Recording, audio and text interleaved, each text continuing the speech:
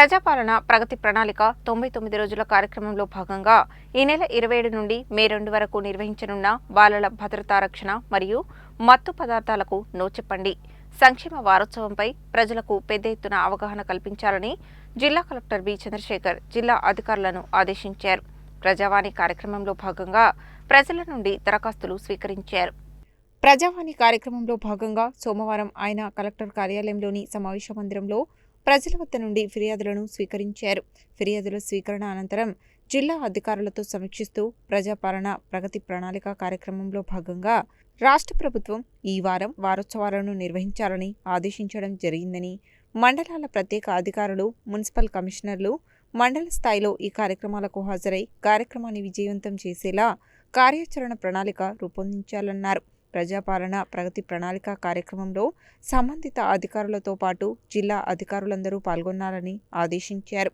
జిల్లా సంక్షేమ బాలల పరిరక్షణ కమిటీ, పోలీస్, విద్యాశాఖల ఆధ్వర్యంలో ఈ కార్యక్రమాన్ని నిర్వహించాలని, మత్తు పదార్థాలపై పెద్ద ఎత్తున ప్రజలకు అవగాహన కల్పించాలని, ప్రత్యేకించి విద్యార్థులకు సమాచారం చేరే విధంగా చర్యలు తీసుకోవాలని ఆదేశించారు. ఇందులో భాగంగానే జిల్లా ప్రభుత్వ ప్రధాన ఆసుపత్రిలో ఈ వారంలో మత్తు పదార్థాల డీఅడిక్షన్ సెంటర్ను ప్రారంభించేలా చర్యలు తీసుకోవాలని ప్రధాన ఆసుపత్రి సూపరింటెండెంట్ను ఆదేశించారు. వచ్చే నెల నుండి పూర్తి స్థాయిలో అన్ని శాఖలు ఫైళ్లను ఈ ఆఫీస్ ద్వారానే పంపించాలని చెప్పారు. జనగణనలో భాగంగా ప్రతి ఒక్కరూ స్వీయ జనగణనను వెంటనే పూర్తి చేయాలని, ఈ విషయంపై అందరికీ అవగాహన కల్పించాలన్నారు. ఈ నెల 28న జిల్లాకు రాష్ట్ర సమాచార హక్కు చట్టం కమిషన్ రానున్నందున జిల్లా అధికారులందరూ వారి కార్యాలయాలకు సంబంధించిన సమాచార హక్కు చట్టం దరఖాస్తులు, రిజిస్టర్లు అన్నింటినీ సిద్ధంగా ఉంచుకోవాలని చెప్పారు. ఇందిరమ్మ గృహ నిర్మాణాలు పూర్తయిన చోట గృహప్రవేశాలకు సిద్ధం చేయాలన్నారు. ప్రజావాణి ద్వారా స్వీకరించిన ఫిర్యాదులన్నీ తక్షణమే పరిష్కరించాలని, ఈ అంశానికి రాష్ట్ర ప్రభుత్వం పెద్ద ఎత్తున ప్రాధాన్యత ఇస్తున్నదని, దీన్ని దృష్టిలో ఉంచుకొని ఎప్పటి ఫిర్యాదులు అప్పుడే పరిష్కరించాలని అన్నారు.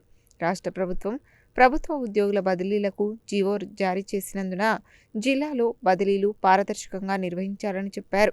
జిల్లాలో పెద్ద ఎత్తున జాబ్ మేళా నిర్వహణకు చర్యలు తీసుకోవడం జరుగుతున్నదని, అందువల్ల ఆయా శాఖల వారీగా ఖాళీలను ఈ నెల 30లోగా జిల్లా క్రీడలు మరియు యువజన సర్వీసుల శాఖ అధికారికి పంపించాలని ఆదేశించారు. అలాగే జిల్లా అధికారులందరూ క్షేత్రస్థాయి పర్యటనకు సంబంధించిన టూర్ డైరీలను శనివారంలోగా సమర్పించాలని ఆదేశించారు. కాగా ఈ సోమవారం 58 ఫిర్యాదులు, ఇతర శాఖలకు 39 ఫిర్యాదులు వచ్చాయి. రెవెన్యూ అదనపు కలెక్టర్ జి శ్రీనివాస్, స్థానిక సంస్థల ఇన్ఛార్జ్ అదనపు కలెక్టర్ వై అశోక్ రెడ్డి, ఆర్డీఓలు రమణారెడ్డి, శ్రీదేవి, జిల్లాకు నూతనంగా కేటాయించిన trainee IAS assistant collector N Srikanth Reddy తదితరులు ఉన్నారు.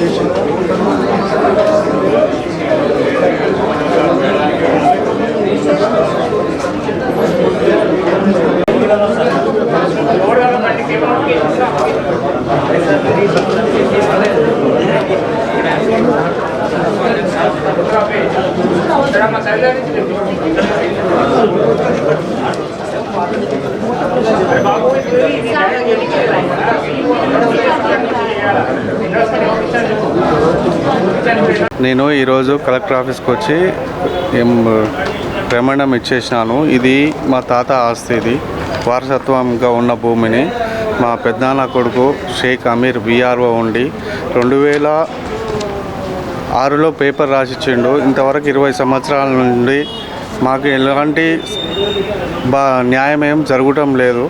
కావున ఈరోజు మేము కలెక్టర్ గారికి వచ్చి దరఖాస్తు ఇస్తున్నాము. 2006లో ఆల్రెడీ ప్రూఫ్స్ ఉన్నాయి నా దగ్గర.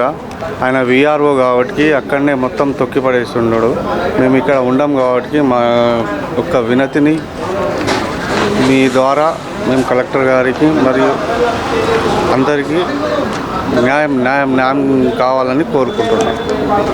నా పేరు హమీద్ షేక్, మా నాన్న పేరు మోదీన్ అలీ, మా పెదనాన్న కొడుకు అమీర్ అనేటాయన విఆర్ఓ ఉండి కూడా ఇప్పటికి 20 years అవుతుంది. మాకు పేపర్ రాసిచ్చి ఎప్పుడు వచ్చినా కానీ చేస్తా అంటుండు, చేస్తలేడు. మొన్న ఒక 4 years బ్యాక్ కూడా జేసీబీలు పెట్టి మైనింగ్ మట్టి అమ్ముకుంటుండే. ఆ రోజు జేసీబీలు కూడా ఆపినాం మేము. ఆపి మొత్తం రిక్వెస్ట్ చేసి జేసీబీలు ఆపితే మళ్ళీ నైట్ పూట దొంగతనంగా మళ్ళీ మట్టి కొట్టిపించిండు వాళ్ళకెళ్ళి. ఇది మాకు న్యాయం జరగాలని మేము కోరుకుంటున్నాం. ముషంపల్లి గ్రామము, మా యొక్క భూమి వచ్చేసి మంగనపల్లి శివారు, కనగల్ మండల్.